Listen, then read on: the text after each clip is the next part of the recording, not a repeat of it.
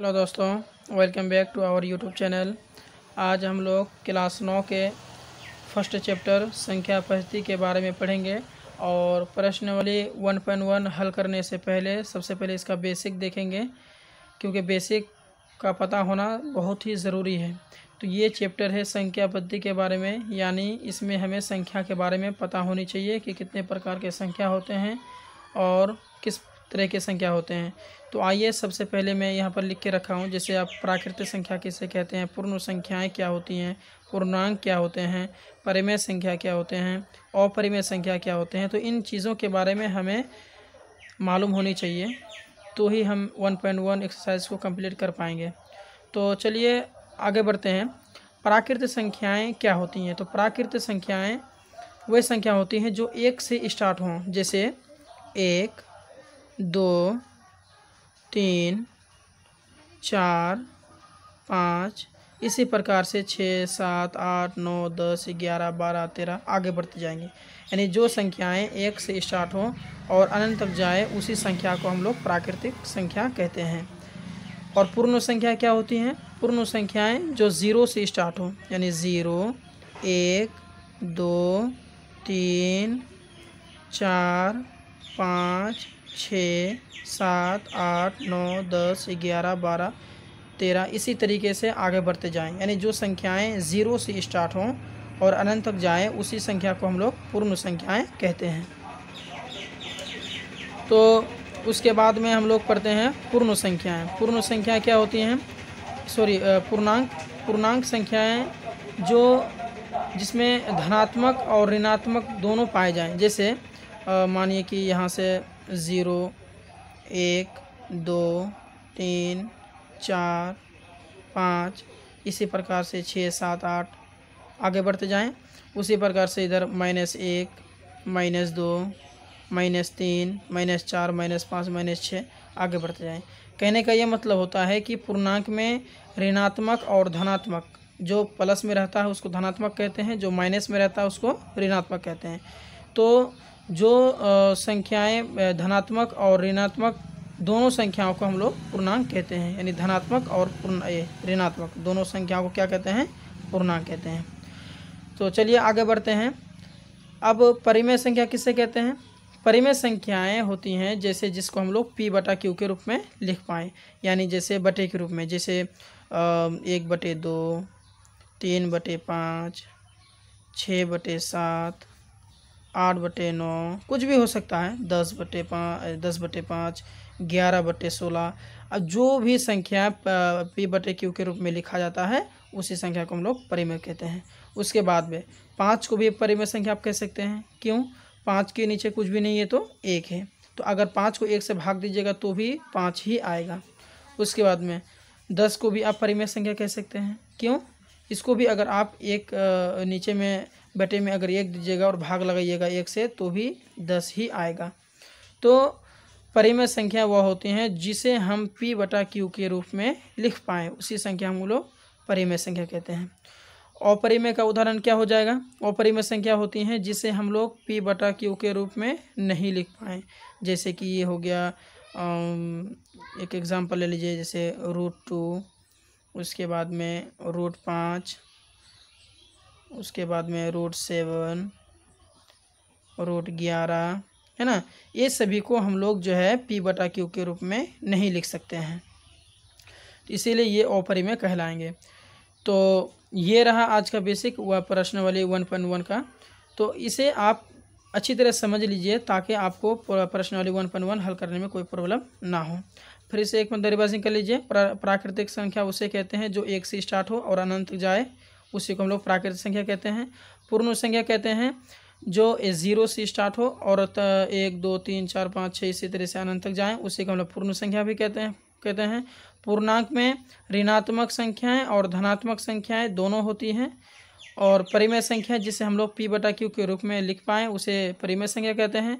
और अपरिमेय संख्याएं जिसे हम लोग P/Q के रूप में ना लिख पाएँ, जैसे कि √2, √5, √7, √11 इसी को हम लोग क्या कहते हैं? अपरिमेय संख्याएं कहते हैं। तो चलिए आगे बढ़ते हैं प्रश्नावली 1.1 की ओर। तो फर्स्ट पर्सन में क्या कहता है कि क्या शून्य एक परिमेय संख्या है? क्या इसे आप p बटा q के रूप में लिख सकते हैं जहां p और q पूर्णांक हैं और q इज़ नॉट ज़ीरो है। कहने का ये मतलब है कि क्या पूछ रहा है, क्या ज़ीरो यानी शून्य एक परिमेय संख्या है? क्या आप इसे p बटा q के रूप में लिख सकते हैं? तो चलिए देखते हैं इसका हल। तो इसका आंसर में क्या है कि हाँ, शून्य एक परिमेय संख्या है क्योंकि ज़ीरो को 0/1 के रूप में लिखा जा सकता है। जैसे कि हम लोग ज़ीरो को अगर हम 0/1 यानी p बटा q के रूप में अगर लिखें और इसको 1 से भाग लगाएं तो भी हमारा आंसर कितना आएगा? 0 ही आएगा। कहने का ये मतलब है कि शून्य भी एक परिमेय संख्या है। क्यों? क्योंकि शून्य को हम लोग p बटा q के रूप में लिख सकते हैं और 0 को हम किसी भी संख्या से भाग दें तो भी उसका आंसर कितना आएगा? 0 ही आएगा। तो चलिए आगे बढ़ते हैं और इसका अगला हम लोग क्वेश्चन देखते हैं। अगला क्वेश्चन में क्या है कि 3 और 4 के बीच में 6 परिमेय संख्याएं ज्ञात कीजिए। 3 और 4 के बीच में 6 परिमेय संख्याएं ज्ञात करने के लिए कह रहा है। तो क्या करेंगे दोस्तों, जैसे 3 और 4 के बीच में 6 परिमेय संख्या ज्ञात करने के लिए कह रहा है तो 6 में 1 जोड़िए तो कितना होता है दोस्तों? 6 जोड़ 1 कितना होता है? 7। तो हम 3 को गुना करेंगे किसके साथ में? 7 के साथ में, और भाग देंगे किसके साथ में? 7 के साथ में। तो उसी प्रकार से 4 को भी करेंगे, और 4 गुने 7 बटे 7 यानी जिस भी संख्या के साथ में अगर 6 परिमेय संख्या निकालने के लिए कहेगा तो 3 को गुना करेंगे 7 के साथ में और भाग भी देंगे 7 के साथ में। उसी प्रकार से 4 को 6 परिमेय संख्या निकालने के लिए कह रहा है तो 4 को भी गुना करेंगे 7 के साथ में और भाग भी देंगे 7 के साथ में। उसी प्रकार से अगर बोलता कि 8 परिमेय संख्या निकाले तो हम क्या किससे गुना करते हैं? 9 के साथ में, यानी 1 एक्स्ट्रा करेंगे, 1 जोड़ेंगे एक्स्ट्रा। ठीक है दोस्तों, तो कितना हो जाएगा? 3 सत्ते 21 बटे 7 और 4 सत्ते 28 बटा 7। ठीक है, तो अब इसको तो कितना है? 21 बटे 7। 21 के बाद कितना आता है दोस्तों? तो 22 बटा 7, 23 बटा 7, 24 बटा 7, 25 बटा 7, 26 बटा 7, 27 बटे 7। कितना संख्या हो गया? 1 2 3 4 5 6। तो यही तो निकालने के लिए कह रहा था। तो चलिए आगे बढ़ते हैं और अगला प्रश्न की तरफ देखते हैं। तो क्या कह रहा है 3 नंबर में? 3/5 और 4/5 के बीच 5 परिमेय संख्या ज्ञात कीजिए। तो सेम उसी प्रकार से करेंगे जैसे हमने 2 नंबर में किया कि 3/5 को हम गुना करेंगे किसके साथ? 5 परिमेय संख्या बोल रहा है, इसका मतलब हम 6 से गुना करेंगे और 6 से भी भाग देंगे। और 4/5 को भी हम गुना करेंगे 6 से के साथ में और भाग भी देंगे 6 के साथ में। तो कितना हो गया दोस्तों? 6 त्रिके 18, 6 पंचे 30 और 6 चौके 24 बटे 6 पंचे 30। अब क्या लिखेंगे? 3/5 और 4/5 के बीच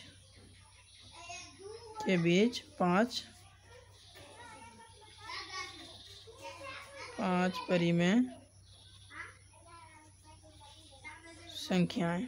ठीक है, तो क्या हो जाएंगे? 18 के बाद कितना आता है दोस्तों? 19/30, 20/30, 21/30, 22/30, 23/30। तो कितना हो गया? 1 2 3 4 5 परिमेय संख्या निकला। तो ये हो गया हमारा आंसर। ठीक है, उसके बाद में अगला क्वेश्चन देखते हैं। अगला प्रश्न हमारा क्या है 4 नंबर में कि नीचे दिए गए कथन सत्य है या असत्य, कारण के साथ अपने उत्तर दीजिए। यानी नीचे का जो कथन है वो सही है या गलत है वो बताना है और साथ में उसका कारण भी बताना है कि क्यों सही है, गलत है तो क्यों गलत है। तो आइए चलते हैं। प्रश्न 1 में क्या कह रहा है कि प्रत्येक प्राकृत संख्या एक पूर्ण संख्या होती है। तो इसका आंसर मैं पहले से ही लिख के रखा हूँ। तो क्या है कि हाँ, प्रत्येक प्राकृत संख्या पूर्ण संख्या है, क्योंकि सभी प्राकृत संख्या पूर्ण संख्या में शामिल है। तो ये तो सही है ना। प्रत्येक प्राकृत संख्या किसे कहते हैं? मैं पिछला आपको मैं यहाँ पर बताया भी हूँ कि प्राकृत संख्याएं जो है कि 1 से स्टार्ट होती है और पूर्ण संख्या में जो है 0 से स्टार्ट होता है।